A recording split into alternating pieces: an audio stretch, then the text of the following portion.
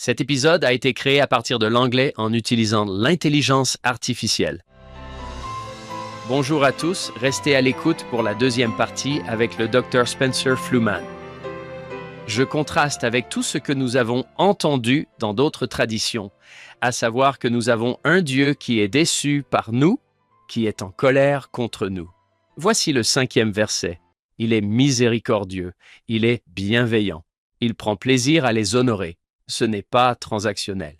Oh, vous êtes obéissants, voici une bénédiction. C'est « J'aime bénir mes enfants ». Ensuite, nous avons le verset 24. Nous sommes des fils et des filles de Dieu. Nous savons que nous sommes trois, ce que nous ressentons pour nos fils et nos filles. Comment un Dieu va-t-il se sentir à l'égard de ses fils et de ses filles? Spencer, je ne peux m'empêcher de penser à votre première déclaration. C'est un monument à l'œuvre rédemptrice du Christ. Je veux continuer à le voir ainsi. Je voudrais souligner ce que vous venez de dire, John, également à la fin, fils et filles de Dieu. Je veux souligner la relation prépositionnelle entre ces deux phrases. Vous venez de susciter une réflexion. Il s'agit d'une description de Jésus. Bien sûr, nous avons ici une vision de Jésus, fils et filles engendrés pour Dieu, dans ce contexte. Je pense que c'est la paternité de Jésus qui est évoquée ici, le fait qu'il y ait des fils et des filles engendrés par Dieu. Cela apparaît également dans les premières sections des Doctrines et Alliances. Nous avons l'habitude de dire que nous sommes tous des fils et des filles de Dieu. Je ne suis pas convaincu que c'est à cette relation spirituelle avec le Père qu'il est fait référence. Je pense qu'il s'agit plutôt d'une référence au fait que le Christ nous engendre spirituellement en tant que Père de notre nouvelle vie en lui.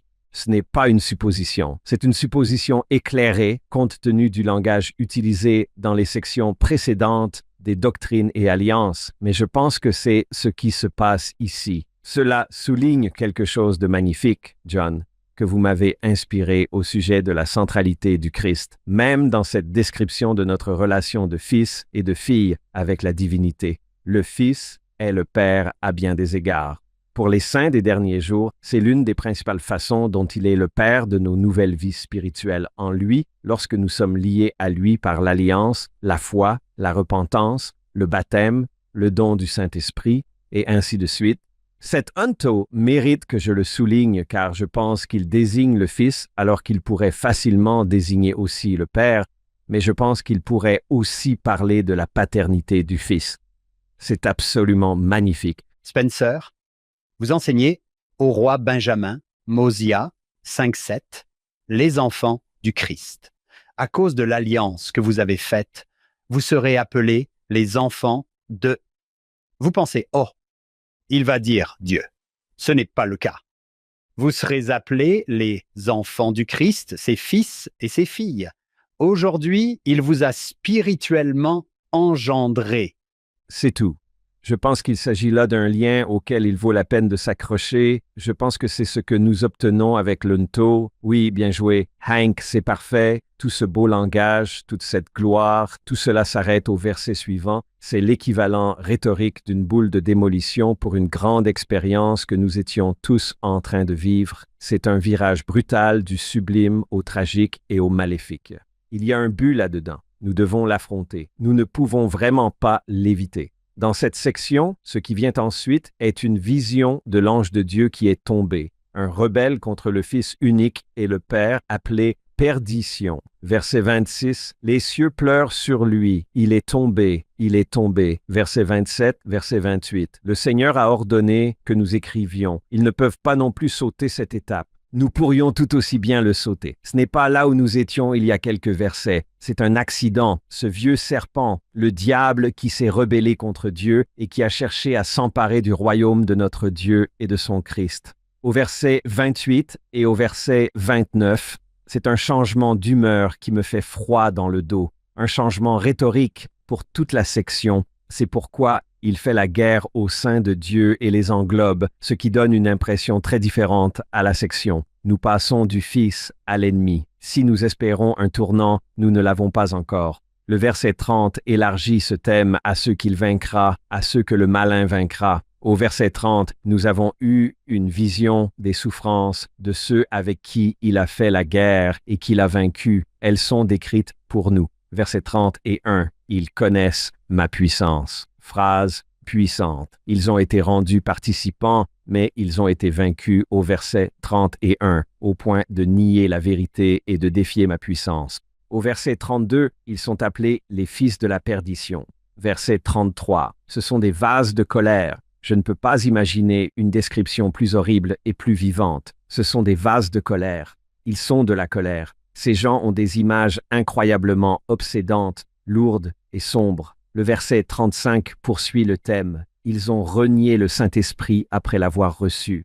Ils ont renié le Fils unique, l'ayant crucifié pour eux-mêmes et l'ayant couvert d'opprobre. Au verset 36, nous arrivons au feu et au soufre. Mon tout contextuel, tout ce temps que je viens de passer avec tout cela ici, je minimise le feu et le soufre, mais au 36, nous l'obtenons plus précisément. Ils l'obtiennent. Ils s'en vont dans un étang de feu et de soufre avec le diable et ses anges. Si nous sommes laissés ici, au verset 36, dans l'abandon, avec un peu de sourcils levés, peut-être des sourcils brûlés, c'est lourd, c'est un point important. Le fait que nous soyons passés du Fils à l'adversaire et au Fils de perdition est au service de ce qui vient ensuite. C'est assez puissant. C'est le cœur battant de la vision, du moins pour moi. Je ne devrais pas dire à vos auditeurs quel devrait être le cœur battant de la vision pour eux, mais c'est le cœur battant pour moi parce que Joseph Smith m'a poussé ici. C'est pourquoi cette vision du mal nous est donnée, pourquoi elle n'est pas simplement sautée. Verset 37, ces fils de la tradition sont cités, les seuls sur lesquels la seconde mort aura un quelconque pouvoir. Verset 38, les seuls qui ne seront pas rachetés au temps du Seigneur. Verset 39, tous les autres issus de la résurrection des morts par le triomphe et la gloire de l'agneau. En dehors de ce petit groupe de renégats qui ont connu la puissance de Dieu, ils l'ont nié et se sont rebellés contre cette puissance. Tous les autres sont issus de la résurrection des morts par le triomphe et la gloire de l'agneau. Nous avons ici un aperçu époustouflant de la puissance rédemptrice du Christ. Tous les autres sont sauvés pour ne pas passer à côté de l'essentiel. Verset 40, voici l'Évangile, la bonne nouvelle, c'est l'Évangile. C'est pourquoi nous nous réjouissons au premier verset. C'est pourquoi les habitants de la terre devraient écouter. L'Évangile, c'est ce message, verset 41, qu'il est venu dans le monde Jésus afin d'être crucifié pour le monde, de porter les péchés du monde, de sanctifier le monde, de le purifier de toute iniquité, afin que tous soient sauvés par lui, que le Père a mis en son pouvoir et qu'il a créé par celui qui glorifie le Père et qui sauve toutes les œuvres de ses mains, l'arche de la révélation de la vision. Elle nous donne Jésus et elle nous donne ce contrepoint à cette vision du Fils uniquement pour revenir à souligner l'ampleur époustouflante de l'œuvre rédemptrice du Christ. Et lorsqu'il dit « crucifié pour le monde », que veut-il dire par « le monde » ? Eh bien, le monde, je veux dire qu'il est grand, il est vaste. Si nous sommes tentés de considérer que l'œuvre du Christ est sectaire, qu'elle se déroule uniquement dans notre petit coin de l'humanité, nous n'avons pas saisi l'ampleur de l'œuvre du Christ. C'est le monde qu'il recherche, c'est le monde qu'il sauve, c'est le monde qu'il sanctifie, c'est le monde qu'il purifie, à l'exception des quelques personnes des versets 43 et 44. Il sauve tout le monde sauf eux. Nous y voilà. Mon raccourci pour la vision elle-même, et nous avons encore beaucoup de choses à nous dire. Je m'arrête ici, à dessein. C'est le grand pivot pour moi, c'est l'essentiel pour moi, c'est l'abréviation de la vision pour moi, c'est la gloire triomphante de l'agneau. C'est de cela qu'il s'agit de témoigner. Il est universaliste dans sa portée sans être l'universalisme de l'époque de Joseph Smith. C'est beaucoup, beaucoup plus que cela en fin de compte, et nous le verrons à la fin. Nous ne devons pas manquer ce point essentiel, ce message central de l'étendue de l'œuvre rédemptrice du Christ. Lorsque nous en arrivons aux 3 degrés de gloire, nous allons atteindre la hauteur dans 1 minute, car l'exaltation marque l'autre axe. Je suppose que je suis en train d'élaborer une métaphore mathématique, mais je suppose que je trace 2 sortes d'axes pour la vision. L'axe X, la largeur de cet axe, vient d'être tracée dans ces versets. Nous venons de lire l'axe I. La hauteur va être cartographiée ici dans 1 minute avec l'exaltation. Et nous allons voir la hauteur ici dans 1 minute. C'est un peu le coup de fouet d'un bon film hollywoodien. Grandiose, puis sombre, puis grandiose. Oui, je pense que c'est fait exprès. Oui, je pense que c'est fait exprès. Cela ressemble un peu à l'Apocalypse 5. Vous connaissez tous les deux l'Apocalypse 5. Jean pleure. Il n'y a personne pour jouer le rôle de rédempteur. Et puis, cet ange dit de ne pas pleurer. Le lion de la tribu de Juda. Mais il regarde, ce n'est pas un lion, c'est un agneau.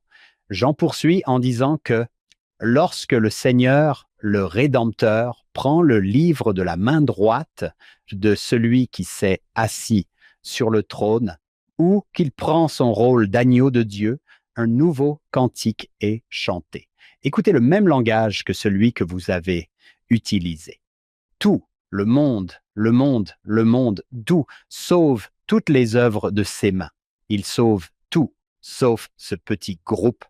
C'est Apocalypse 5:11. Je regardais et j'entendis la voix des anges qui entouraient le trône, et leur nombre était de 10 000 fois 10 000 et des milliers de milliers. Une description d'un pourcentage assez élevé. Eh bien, c'est magnifique. J'ai jeté un coup d'œil au verset 44 et, à la lumière de notre discussion sur l'article 19, permettez-vous aux invités de s'engager dans des spéculations inconsidérées? Nous l'autorisons. Oui, c'est vrai.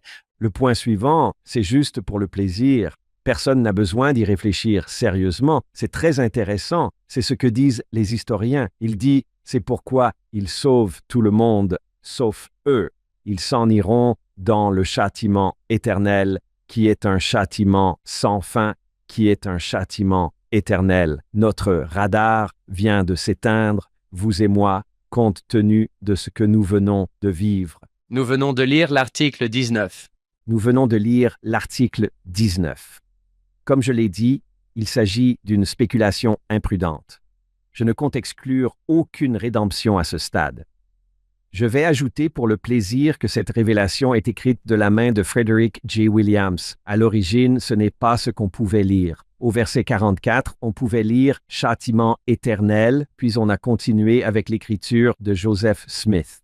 Je ne vous le fais pas dire. Il a ajouté le châtiment sans fin et le châtiment éternel. Je ne vous le fais pas dire. Les deux « e » sont en majuscule.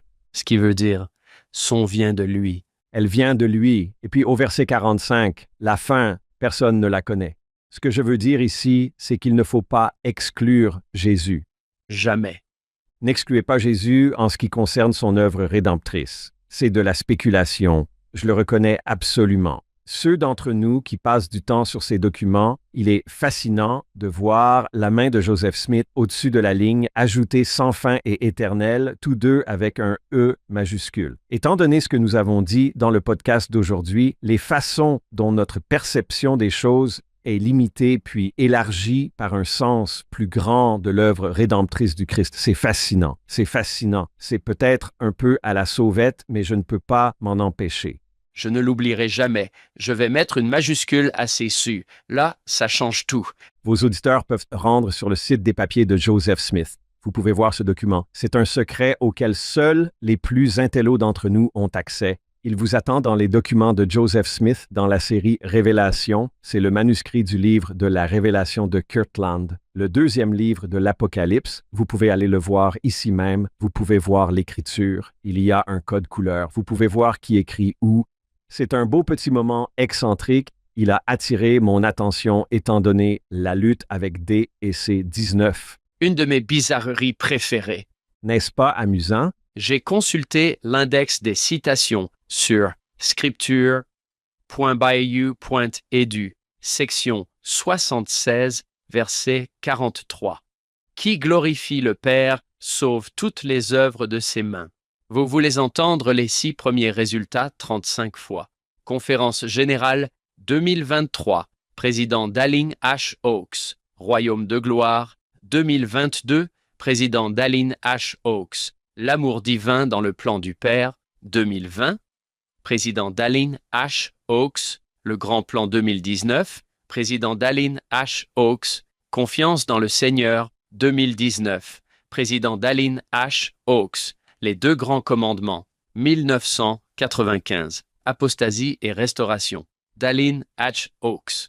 Wow! C'est presque comme s'il y avait un thème qui se développait ici. la sauvegarde de toutes les œuvres de ses mains et ses conférences. Il a donné ces 2 conférences, qui semblaient être 2 sessions consécutives. Ce n'était pas le cas, mais The Great Plan et Divine Love in the Father's Plan, l'amour divin dans le plan du Père, utilisaient ces versets. Si par hasard le président Oakes nous écoute, merci, Monsieur le Président. Oui, les 6 dernières citations ont toutes été faites par le président Oakes, la plus récente. Incroyable. Oui, c'est incroyable. Au fait, nous mettrons à la fois le lien vers le document de Spencer, dont il parle sur les documents de Joseph Smith et les entretiens auxquels John a fait référence. Notre grande Lisa Spice, elle les mettra dans nos notes d'émission. Suivez-le.co. Si vous vous demandez comment trouver ce genre de choses, nous vous aiderons. Nous vous aiderons. Merveilleux.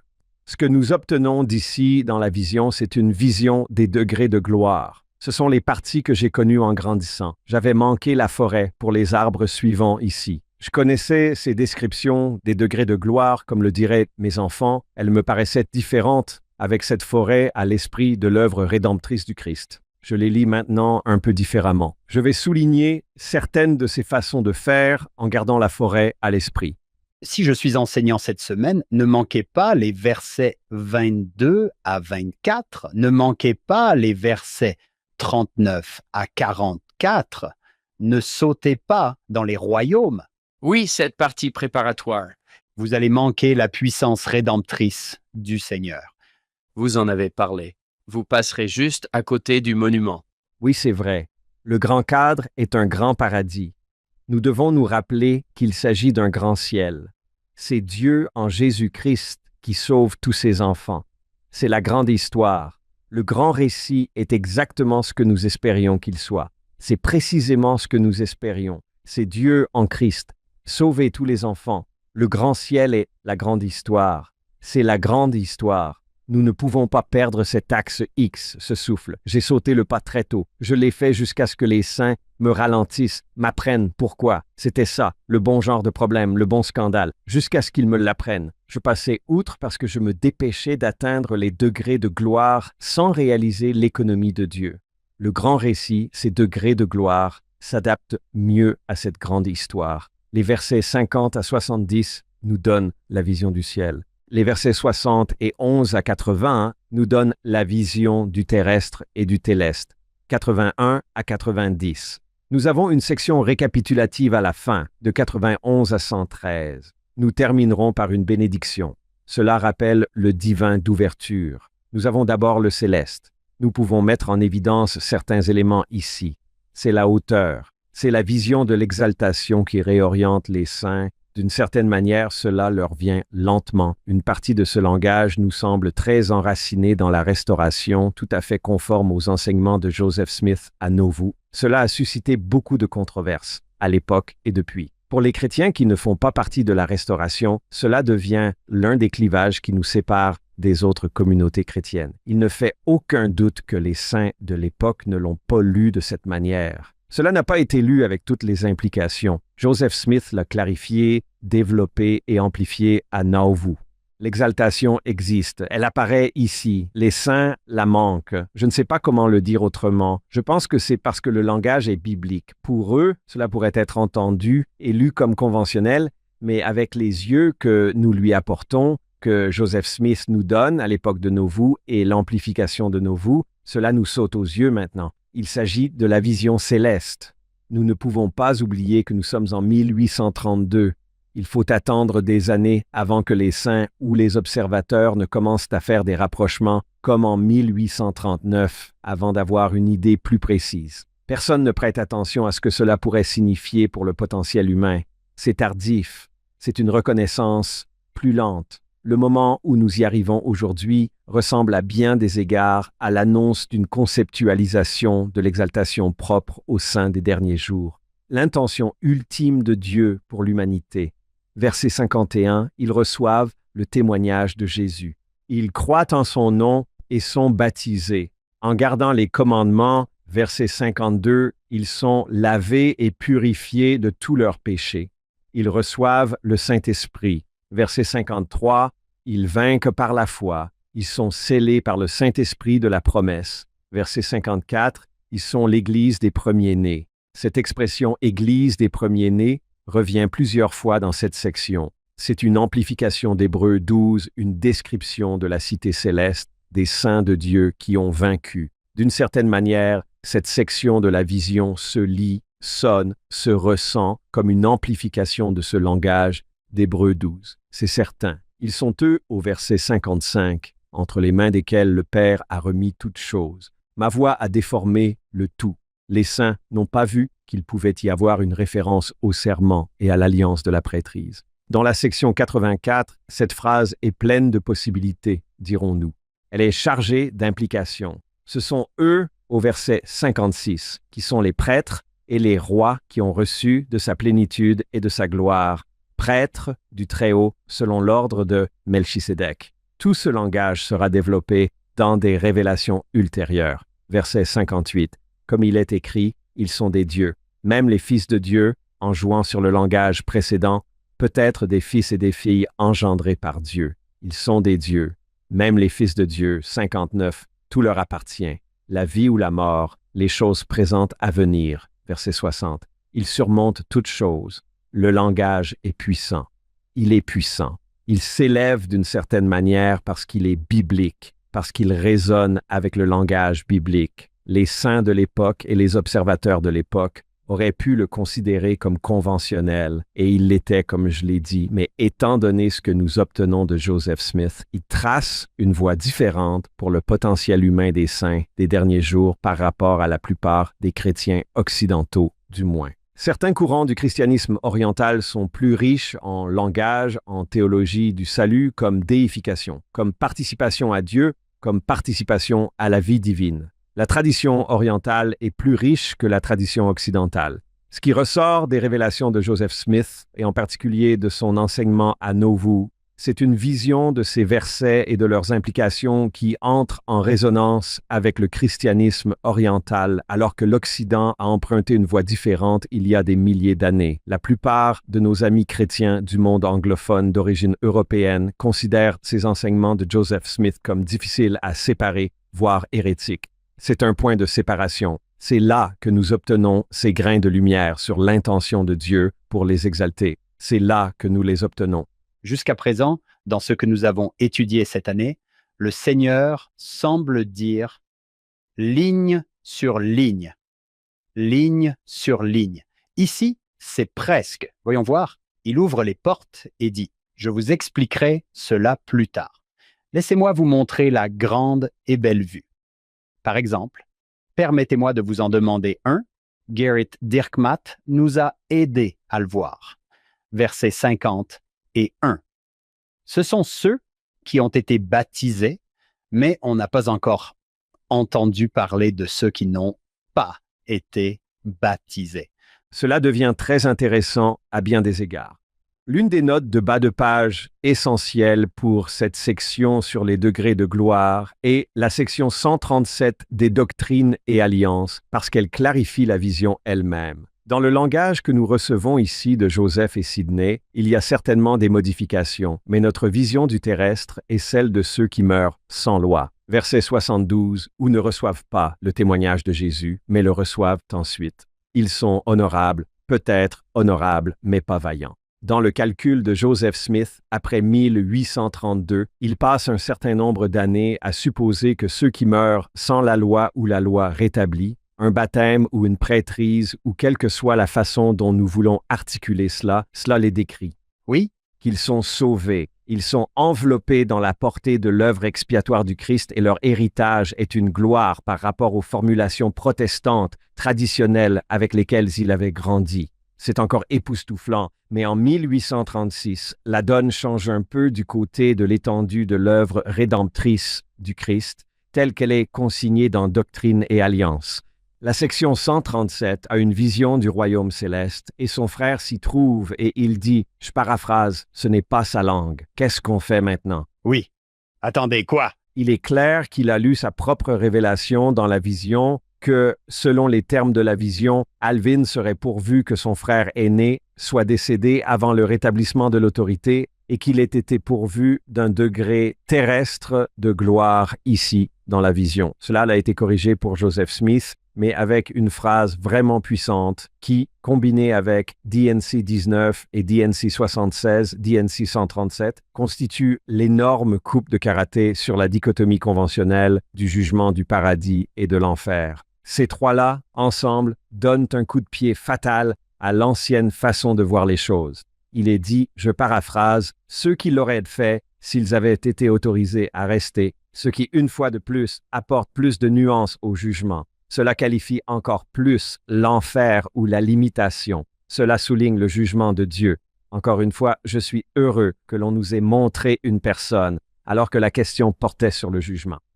Je suis heureux qu'on nous ait montré une personne parfaite, une personne remplie de gloire, d'amour et de puissance au-delà de notre compréhension. Qui pourrait discerner? Qui pourrait savoir? Eh bien, il le ferait, c'est le but de la vision. C'est lui qui détermine s'ils ont été autorisés à s'attarder. Toutes ces nuances, toutes ces mises en garde, ces questions m'ont torturé lorsque j'étais jeune missionnaire. Je l'étais vraiment. Je suis un penseur chronique. C'est peut-être moi, mais j'étais obsédé par la question de la justice et de la miséricorde de Dieu et par ce qui constituait la justice et la miséricorde de quelqu'un. La chance d'entendre l'Évangile.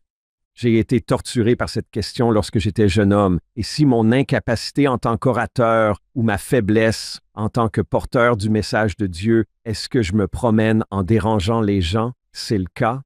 Et si vous saviez que malgré ma jeunesse et mon ignorance, il y a des questions qui trouvent des réponses ici. J'aurais aimé avoir une idée plus claire à ce moment-là, mais Dieu me rassure, Hank, pour en revenir à ton point de vue. Tout ceci est important. Il n'y a pas d'injustice ici. En prenant un grand angle, la vision tient compte de la vaste variété de l'expérience humaine, précisément ce que Joseph et Sidney n'ont pas vu dans leur éducation avec la compréhension chrétienne conventionnelle. Et ce que nous obtenons ici, ce sont tous les détails individuels, les mises en garde et les conditions. Tout cela étant pris en compte ici, le ciel est grand, vaste, varié et diversifié. Tout cela compte et importe et est détenu, sanctifié, glorifié, élevé et sauvé par Jésus. Le hasard écrasant du calendrier que Joseph avait supposé condamner Alvin à moins, Dieu dit « pas si vite ».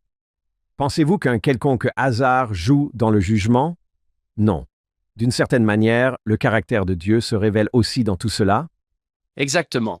Le mystère est-il capricieux? Non, le mystère est magnifique. Le mystère, oui, mais il n'est pas capricieux, il n'est pas insondable. Il est compréhensible dans le calcul de l'amour de Dieu. C'est ce que nous voyons dans ces révélations. Ce point du baptême est abordé spécifiquement dans l'anxiété de Joseph Smith, qui reçoit une réponse dans une vision ultérieure. De la famille sécurisée, rachetée de façon inattendue, de manière inattendue. Je veux dire, pouvons-nous nous arrêter et célébrer les moments de l'œuvre rédemptrice inattendue de Dieu dans le monde? Je pensais que cette chose était cassée, perdue. Quel beau moment! Joseph regarde le ciel et est surpris par ce qu'il y trouve. J'adore ce moment. C'est ce qui fait de moi un saint des derniers jours. La façon dont cela me révèle Dieu signifie tout pour moi. Ma propre rencontre avec Dieu a tout à voir avec les révélations de Joseph Smith, et c'est ce qui fait de moi un saint des derniers jours. Le Dieu que j'ai rencontré dans ses révélations de miséricorde et d'amour à couper le souffle est tout pour moi. J'adore ça et Hank, je suis un disque rayé. Je sais ce qu'est un disque. Je sais ce qu'est un disque micro-sillon à 33,1 tiers tours par minute. Non seulement Dieu est réel, la première vision, mais à quoi ressemble-t-il? Nous en apprenons de plus en plus au fur et à mesure que ces sections se poursuivent. Voici Joseph, versets 51. Ce sont ceux qui ont reçu le témoignage de Jésus, qui ont cru en son nom et qui ont été baptisés, et peut-être que quelque part, au fond de son esprit, « Ah, Alvin, mais attendez juste jusqu'au 137. Qu'est-ce qu'Alfit fait ici? Je suis content que tu l'aies dit. Spencer, qui l'aurait cru? Qui fait ce jugement? Le juge parfait décide qui aurait cru. Nous ne faisons pas de jugement définitif. Merci, Président Oakes. Nous ne portons pas de jugement définitif, mais seul celui qui peut lire dans le cœur des gens peut le faire. Qui aurait cru qu'il voyait Alvin là? Merci d'avoir complété cela. Comment l'avez-vous appelé? Vous avez 19, 76, 137. Le karaté chop. Oui. Ici, le karaté chop. Voici l'article 19. Je, Dieu, ai souffert ces choses pour qu'il ne souffre pas. Nous sommes, oh, c'est vraiment comme ça qu'il est. Il ne veut pas que nous souffrions, et ensuite nous arrivons à Alvin qui sourit dans ce royaume céleste. J'ai l'impression qu'à la section 19, Joseph dit « Dieu est plus miséricordieux que je ne le pensais ». Section 76. « Dieu est beaucoup plus miséricordieux que je ne le pensais ». Puis, la section 137, « Dieu est ». Dieu est miséricordieux. Il est beaucoup plus miséricordieux que je ne le pensais. Il est tellement miséricordieux. Je vais mettre les E en majuscule au verset 44. Lorsque vous avez dit que c'est ce qui fait de moi un saint des derniers jours, vous avez choisi une écriture pour votre plaque de mission. Voici la mienne. Alma 26,16. En lisant 76, voici ce qui me vient à l'esprit. Glorifions-nous. Nous nous glorifierons dans le Seigneur. Nous nous réjouirons, car notre joie est pleine. Nous louerons notre Dieu pour toujours. Qui ne se glorifiera jamais assez du Seigneur? Qui peut dire trop de choses sur sa grande puissance, sa miséricorde et sa longue souffrance envers les enfants des hommes? Voici, je vous le dis, je ne peux pas dire la plus petite partie que je ressens. C'est le sentiment que je retire de l'article 76. Il n'y a pas de mots pour exprimer ce que ressent un enfant de Dieu. Oui, j'adore.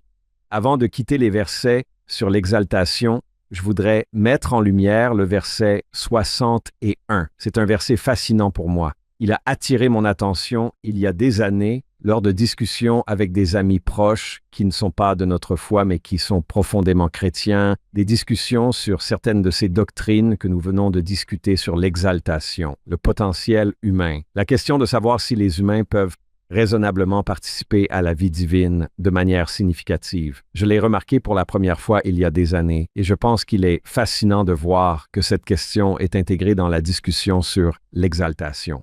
La critique de mon ami concernant son interprétation de l'enseignement de Joseph Smith est que si nous ne faisons pas attention, la ligne de démarcation entre Dieu en tant qu'objet d'adoration et toute autre chose pourrait s'estomper. J'ai fini par voir le verset 61 dans le contexte de cette critique, que personne ne se glorifie donc de l'homme. Cela fait suite au portrait époustouflant de l'Église du premier-né, entre les mains duquel sont remises toutes choses et qui partage la gloire avec Dieu lui-même. Tout ce langage transcendant. Attachez-vous à ceux qui héritent de la gloire céleste, que personne ne se glorifie de l'homme, mais qu'il se glorifie plutôt de Dieu, qui soumettra tous les ennemis sous ses pieds. Alors même qu'il proclame les sommets du potentiel humain, il empêche que cette idée soit détournée de la glorification du Père, du Fils et du Saint-Esprit et constitue presque un garde-fou pour éviter de mal comprendre le donateur du don par rapport à celui qui le reçoit. Ce serait la faille fatale à partir du verset 61. Mal comprendre qui est celui qui donne le don et qui est celui qui reçoit le don. Ceci est renforcé quelques versets plus loin dans une autre amplification du Nouveau Testament, au verset 69, décrivant les exaltés. Ce sont les justes rendus parfaits par Jésus, le médiateur de la nouvelle alliance, qui a accompli cette expiation parfaite par l'effusion de son propre sang. Comment? Par quels moyens sont-ils devenus ces êtres de gloire et de sainteté? Ici, c'est encore Jésus. Ce ne sont que des hommes et des femmes rendus parfaits par Jésus. La théologie de l'exaltation de la restauration est centrée sur le Christ. Il est centré même en cela, de sorte qu'il ne peut nous manquer dans aucune doctrine. Pour revenir au classique du président Packer, toute doctrine déconnectée du Christ perd son sens. Elle est sujette à distorsion dans la mesure où elle est déconnectée de la racine même de la doctrine chrétienne, l'expiation de Jésus-Christ qui s'y trouve. On ne peut pas l'ignorer non plus. Merci Spencer. En ce qui concerne le verset 61, que personne ne se glorifie de l'homme, mais qu'il se glorifie de Dieu. Je regarde les notes de bas de page. Elles sont abondantes. Nous avons 29 lignes de notes de bas de page dans mes écritures de la taille d'un grand prêtre. L'une des notes de bas de page, Hank, est Almar 2616. Votre texte sur la plaque de mission s'y rattache parfaitement, mais je suis heureux que vous ayez souligné le verset 69. Ce ne sont que des hommes rendus parfaits par Jésus. Il faut donc que vous soyez parfaits. Comment cela se fait-il? La seule façon dont cela est possible, Moroni 10, 32, soyez parfaits en lui et non pas soyez parfaits. Ensuite, vous pouvez venir à lui, peut-être serez-vous assez bon, mais vous êtes parfait grâce à Jésus. C'est un texte important à ajouter à votre soyez donc parfait à la fin de Matthieu 5. Comment cela est-il possible? Ce n'est pas possible pour nous par nous-mêmes. Nous avons quitté le monde derrière le texte. Nous sommes maintenant dans le monde du texte. Mais John, vous nous avez mis, je l'espère, dans le monde que nous apportons au texte. Je pense que l'un des pièges de la vie de disciple, comme on pourrait l'appeler, est la vision du monde céleste. Si nous l'imaginons en dehors de Jésus, cela peut ressembler à un jeu d'accomplissement spirituel. En soi, cela ne fonctionne pas. Nous sommes si nombreux à en avoir fait l'expérience. Cela ne fonctionne pas et ne peut pas fonctionner. Il n'y a pas d'effort égal à celui qui vient d'être décrit. Au verset 95, il les rend égaux en puissance, en force et en domination. Si nous lisons 95 sans tenir compte de 94, nous sommes dans le pétrin. Si nous voyons 94, ceux qui demeurent dans la présence de l'Église des premiers-nés, ils sont vus comme ils sont vus, connus comme ils sont connus, ayant reçu de sa plénitude et de sa grâce. C'est la seule mathématique qui fonctionne, c'est l'arithmétique de la grâce ici. C'est le seul calcul qui puisse fonctionner. Si nous lisons 95 en dehors de 94, c'est un fardeau que nous portons tous les jours. Tout ce que nous avons devant nous, ce sont nos lacunes. Comment pourrions-nous y arriver? Je n'arrive pas à me rendre à samedi, pour l'amour du ciel. Comment vais-je y arriver? Je n'y arriverai jamais.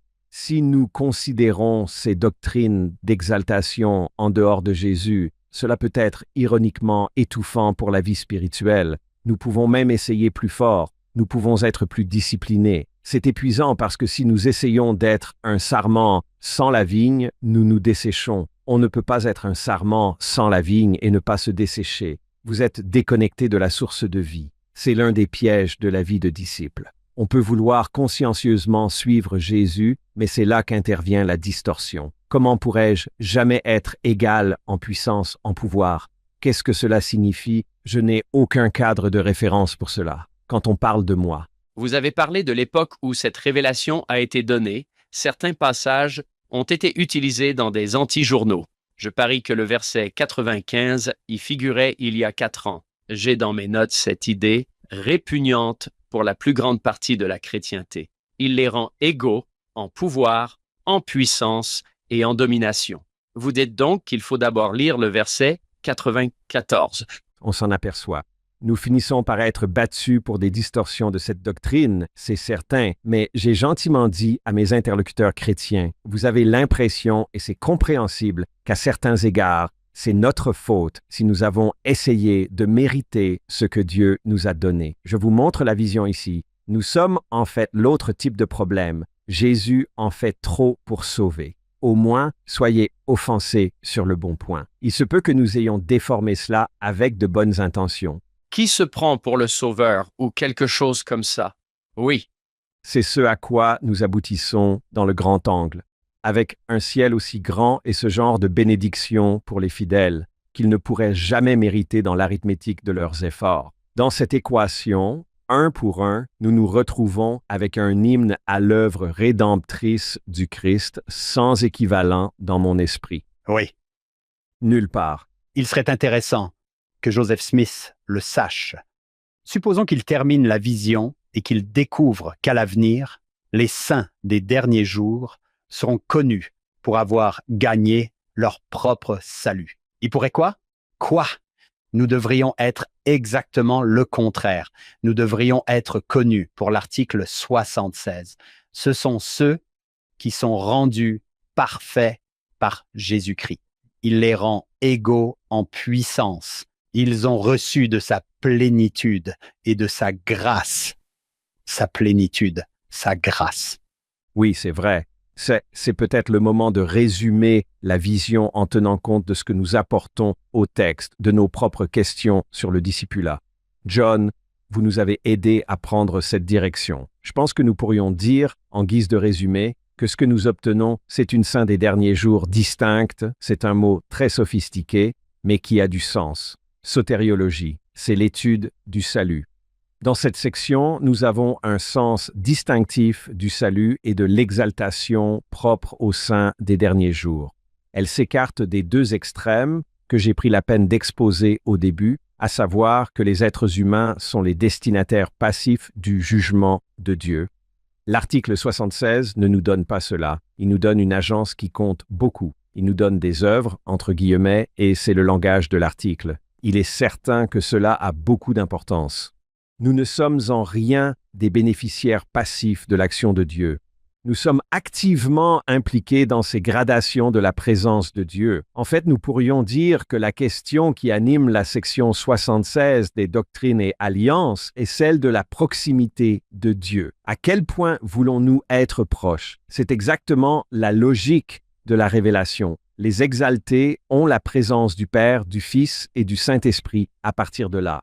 Les gens sont positionnés par leurs propres actions, désirs, intentions, tout cela, c'est ce qui ressort ici. Vous avez tous deux mentionné des passages intéressants du livre de Mormon qui ont précédé DNA 76, mais celui qui me semble le plus important, maintenant que j'y pense, est celui d'Alma 29, selon lequel nos désirs jouent un rôle titanesque dans le jugement, et c'est ce qui est lié ici. À quel point voulez-vous être proche de Dieu? Frère Maxwell résonne dans mes oreilles. L'éducation de nos désirs n'est pas une partie insignifiante de la mortalité. Est-ce que je veux les bonnes choses? Qu'est-ce que je veux? C'est pour nous une question de discipulat qui touche à l'essentiel. DNA 88, publié quelques mois plus tard, nous place également dans cette situation. Que sert-il à un homme de recevoir un don s'il ne le reçoit pas, car il ne se réjouit pas de ce qui lui est donné et il ne se réjouit pas de celui qui donne le don? Ce que nous avons compilé ici dans DNA 76, c'est une autre question sur le discipulat. Il énumère les dons de Dieu à ses enfants et la question que je me pose est la suivante. À quoi servent ces dons si je ne les reçois pas? Chaque acte d'obéissance dans le cadre de l'Alliance, chaque bonne œuvre, entre guillemets dans ce sens, est reformaté pour moi comme un acte de réception. C'est la manière dont je reçois les dons de Dieu. Spencer, quand j'étais adolescent au séminaire de Highland High School et que je lisais cela, je lisais au verset 101, par exemple. Mais ils n'ont pas reçu l'Évangile ni le témoignage de Jésus. Je dois dire ceci parce que je me demande s'il y a quelqu'un qui a pensé la même chose. Verset 74. Qui n'ont pas reçu le témoignage de Jésus dans la chair, mais qui l'ont reçu par la suite. Je me suis dit que ce n'était pas juste parce que je pensais que recevoir signifiait qu'ils ne l'avaient jamais entendu. Oui, c'est vrai, oui. La définition spéciale ici est non, ils ne l'ont jamais accepté. C'est juste frère by the way ici, Coriantan a eu 4 questions, et Alma 39, 40, 40 et 1, 42. Dans Alma 42, son problème était que je pense qu'il est injuste que Dieu condamne les pécheurs à un état de misère. Je me suis toujours demandé s'il avait eu ce que nous avons à l'époque, s'il savait que ce n'était pas une misère sans fin. Je suis d'accord avec lui sur ce point. Cela ne semble pas juste de condamner les gens à une misère sans fin, c'est-à-dire sans fin. N'est-il pas intéressant qu'il se soit posé cette question? Alma a une bonne réponse, mais je me demande si Alma connaissait la section 19. Je me demande s'il connaissait le pouvoir rédempteur du Christ ici en 76, à quel point il est incroyablement répandu, à l'exception d'une poignée de fils de perdition. C'est une excellente question, John. Je veux dire que, d'une certaine manière, la vision se présente comme un mystère qui se dévoile comme une révélation de quelque chose de caché. Corianton, c'est une bonne question, n'est-ce pas? Oui, la question de Corianton est celle de Joseph Smith et Sidney Rigdon. John. Oui. C'est une autre version de la même question. S'il y a une résurrection des justes et des injustes, cela rend-il vraiment justice à toute la vaste variété de l'expérience et de la variation humaine? Ce qu'ils savaient, et quand ils le savaient, la lumière qu'ils avaient, et oui. Oui. La question de Corianton est la question de Joseph Smith et de Sidney Rigdon. La vision est la réponse, et la réponse est Jésus. J'aime la réponse d'Alma. C'est, écoutez, que ces choses ne vous troublent plus. Laissez vos péchés vous troubler, ce qui vous amènera au Christ. Laissez sa justice et sa miséricorde s'exercer pleinement dans votre cœur. Ici, nous apprenons à connaître la pleine influence, pour utiliser l'expression d'Alma, de la miséricorde du Christ.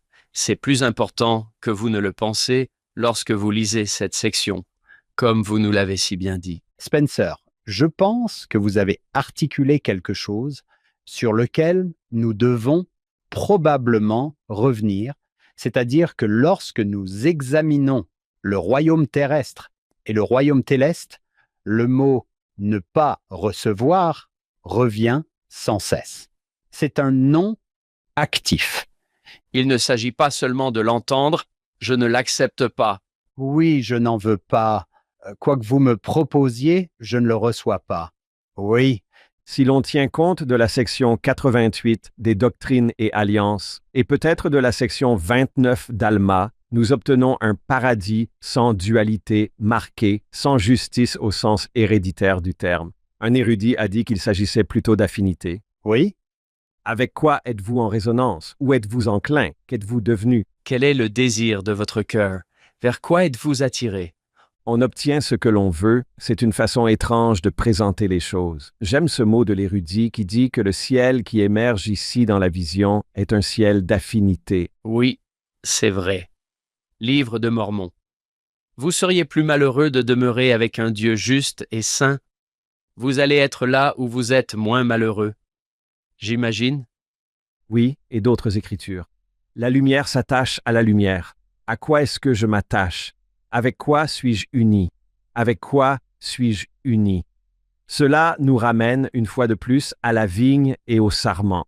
Si mon désir est l'amour et la sainteté dans le Christ, mon inclination va vers la vie du disciple. Ce sont de bons signes. oui. Oui, ce sont de bonnes choses. Ce sont de bonnes choses. Si ce n'est pas le cas, je suis à nouveau dans l'éducation de mes désirs. Oui. L'éducation de mes désirs. J'ai une question pour vous deux. Je vois parfois quelque chose se produire dans les leçons sur la section 76 que je ne vois pas se produire dans le texte. C'est-à-dire, Spencer, vous nous avez enseigné que le paradis du courant protestant principal est petit. L'enfer est grand, il les inverse. Le ciel est immense, l'enfer est petit. Parfois, dans les leçons des saints des derniers jours, nous les inversons à nouveau. Nous disons le plus haut degré du royaume céleste. C'est le paradis. Le reste est en fait une version de l'enfer. Comment diriez-vous qu'il ne faut pas que cela se produise? Parce que le message est alors inversé. Je pense que nous cherchons un équilibre pour que la vision elle-même se maintienne et que la création d'un nouveau paradis ne soit pas la raison d'être de la vision. Eh bien, celui-ci est encore plus petit. Il s'avère que ce n'est pas la trajectoire de la vision. L'exaltation par rapport à la hauteur doit être intégrée dans la respiration pour obtenir un sens complet de ce que le Christ fait dans le monde. Cela nous aide à être moins sectaires. Cela nous aide à moins juger. Cela nous aide à être plus ouverts et plus attentifs à ce que Dieu fait au-delà des limites de ma propre paroisse. Cela m'aide à voir mes voisins d'une manière différente. Cela m'aide à voir différemment mes enfants qui ont choisi des chemins différents. Ce sont tous de bons résultats de sentir l'ampleur de l'œuvre de Dieu dans le monde. De même, je suppose que l'autre écueil serait de ne pas mettre en sourdine l'invitation à l'exaltation. La question de savoir quel est exactement cet équilibre est intéressante. J'aime le fait que ces deux textes se trouvent dans la même section à quelques versets d'écart. C'est un travail en commun car, vous avez raison, nous ne voulons pas ignorer le reste de la section et ne voir que les 10 versets de 50 à 70. Tout cela est l'économie de Dieu dans le monde. De même, nous devons entendre l'appel de Dieu dans les versets 50 à 70. Il fait plaisir à Jean pour en revenir à votre point. En tant que donateur de bons cadeaux à ses enfants, il veut partager la vie divine avec eux. Il veut qu'ils participent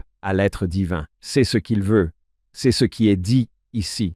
Nous devons être capables de tenir les deux. Je suppose que je m'abandonne à ce mystère, mais Hank, vous avez mis en évidence une tension productive importante. Je dirais qu'il s'agit de maintenir ces deux idées ensemble simultanément. Ne les changez pas. Si nous pensions qu'un ciel tripartite était une révélation stupéfiante de l'amour de Dieu et de son œuvre rédemptrice, il est subdivisé plus tard. Le prophète subdivise le royaume céleste en trois. Une révélation ultérieure dans les doctrines et alliances le fera.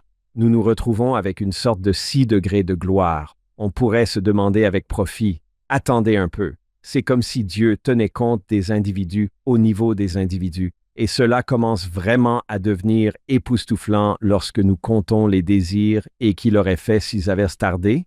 C'est alors que cela devient magnifique. C'est un excellent point, Hank. C'est vraiment le cas.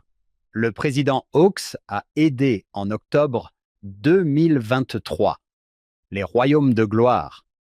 Son discours commence ainsi. On demande souvent aux membres de l'Église de Jésus-Christ des saints des derniers jours en quoi votre Église est différente des autres églises chrétiennes. Parmi les réponses que nous donnons, il y a la plénitude de la doctrine de Jésus-Christ. Au premier rang de cette doctrine figure le fait que notre Père céleste aime tellement tous ses enfants qu'il veut qu'ils vivent tous dans un royaume de gloire pour l'éternité. Il poursuit en disant que la doctrine révélée de l'Église rétablie de Jésus-Christ, des saints des derniers jours, enseigne que tous les enfants de Dieu, avec des exceptions trop limitées pour être examinés ici, hériteront en fin de compte de l'un des 3 royaumes de gloire, même le plus petit d'entre eux surpassant toute compréhension. C'est une bénédiction parfaite pour cette section. C'est vraiment le cas. Amen. C'est l'un des discours qui figure dans l'index des citations. Le président Hawks a passé beaucoup de temps dans la section 76. L'étang de feu et de soufre est parfait pour les dessins animés. Que diriez-vous? L'étang de feu et de soufre est une métaphore, mais c'est une métaphore temporaire. Qu'en faites-vous? C'est une excellente question. Je veux dire que nous pouvons au moins dire que c'est infiniment insignifiant dans le cadre général de la vision.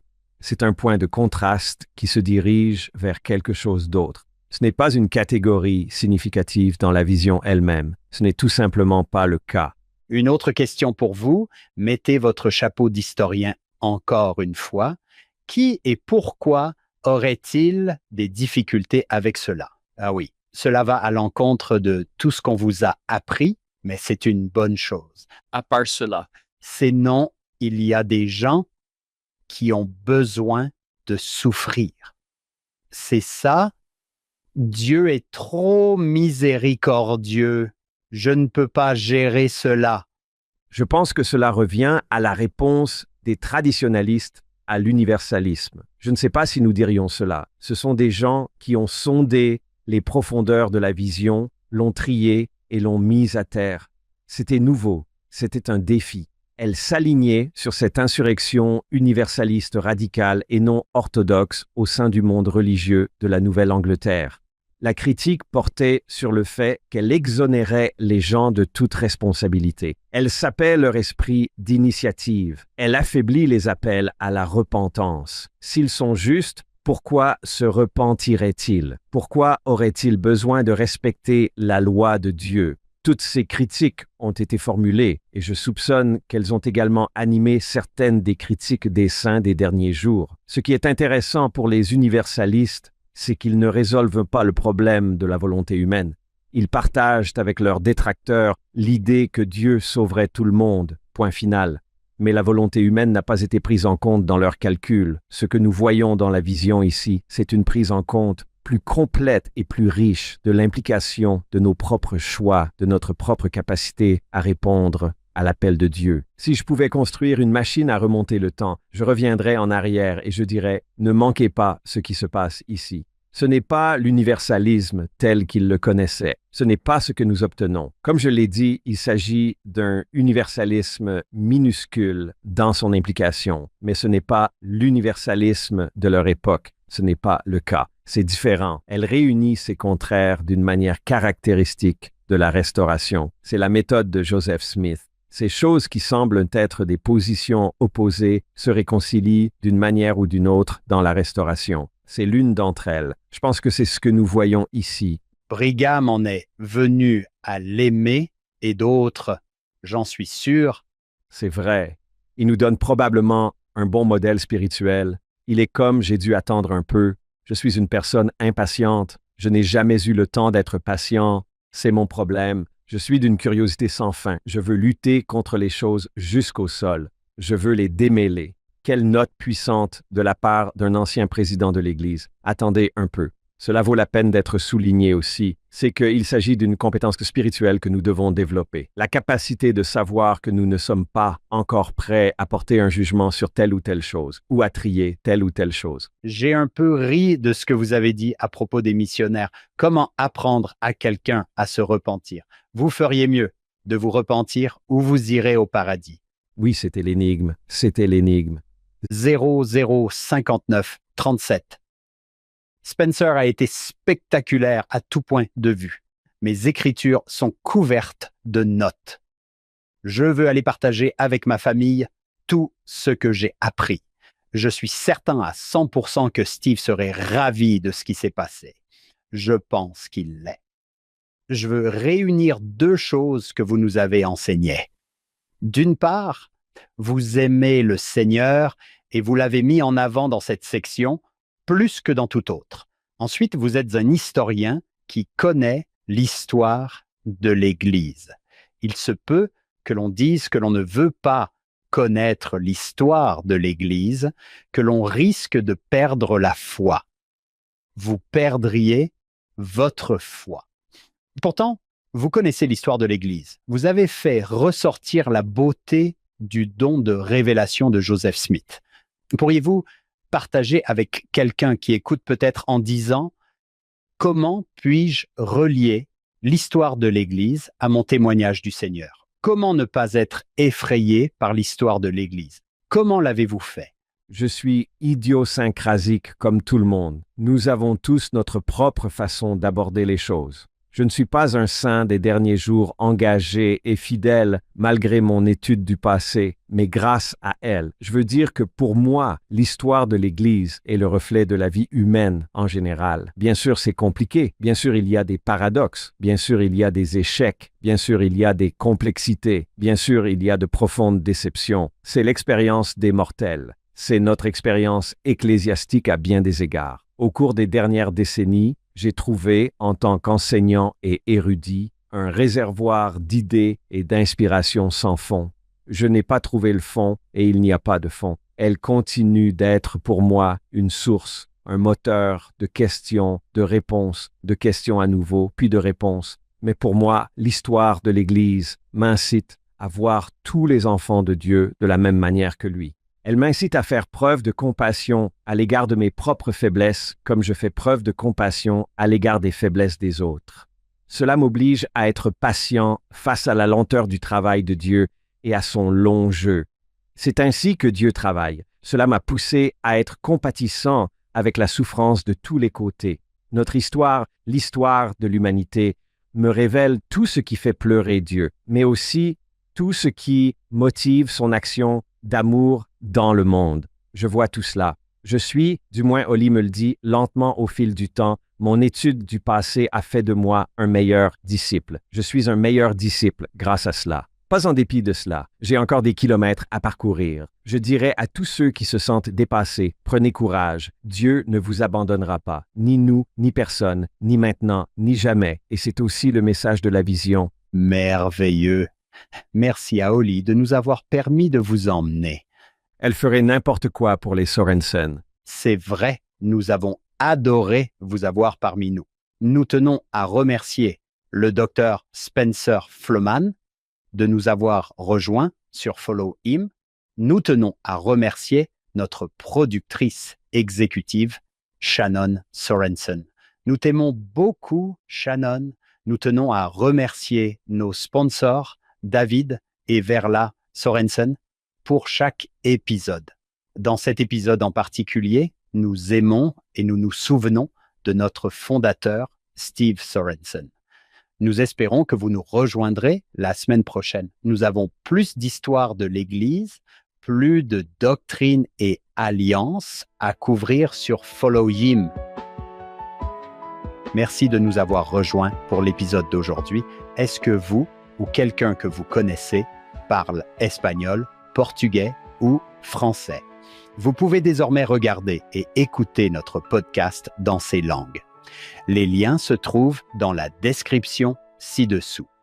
Les notes et la transcription de l'émission d'aujourd'hui sont disponibles sur notre site web suivez-le.co. Bien entendu, rien de tout cela ne serait possible sans notre incroyable équipe de production. David Perry, Lisa Spice, Will Stoughton, Crystal Roberts, Ariel Quadra, Heather Barlow, Amelia Kabuika, Irid Gonzalez et Annabelle Sorensen.